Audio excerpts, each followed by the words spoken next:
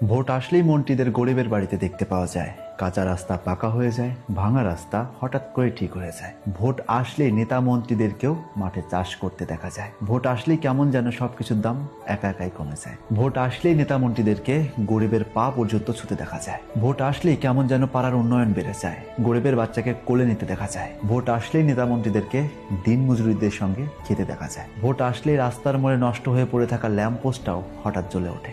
Vote আসলে ফ্রিতে রসগোল্লা পাওয়া যায়, এমনকি আপনা আপনি ব্যাংকে টাকা ঢুকে যায়। মানতে কষ্ট হলেও এটাই বর্তমান সময়ের আসল বাস্তবতা। এবার আসল বাস্তবতা আমি বলছি। এই যে ভোটের সময় নেতা মন্ত্রীদের এতটুকু ক্ষতি হয় না, বিশ্বাস করুন এতটুকু হয় না। যদি কারো ক্ষতি হয়ে থাকে সেটা হলো সাধারণ মানুষদের। কখনো কি শুনেছেন যে কোনো রাজনীতিবিদের সন্তান মিছিল করতে গিয়ে মারা গিয়েছেন? কিন্তু এই কথা নিশ্চয়ই শুনেছেন যে কোনো সাধারণ পাবলিক মিছিল করতে গিয়ে গুলিবিদ্ধ হয়ে মারা গিয়েছেন। একটা দেশে যখন যুদ্ধ শুরু হয় তখন রাজনীতিবিদরা অস্ত্র দেয়, ধনীরা দেয় রুটি, আর গরিবেরা দেয় নিজের সন্তানদের। আর যখন যুদ্ধ শেষ হয়ে যায় তখন সেই রাজনীতিবিদরাই নিজেদের মধ্যে হাত মিলায়। বড় লোকেরা রুটির দাম বাড়িয়ে দেয় আর গরিবেরা নিজের সন্তানদের কবর করে। তাই এই রাজনীতির চক্করে পড়ে কখনো নিজেদের মধ্যে ঝগড়া করবেন না, কখনো বিবাদ করবেন না, কখনো নিজের ক্ষতি করবেন না বা অন্যের ক্ষতি করবেন না। কারণ দিন শেষে তারাই, যার ক্ষতি হবে সেটা আপনারই। কথাগুলোর সঙ্গে একমত হলে ভিডিওটি লাইক শেয়ার করো আর পেজটিকে ফলো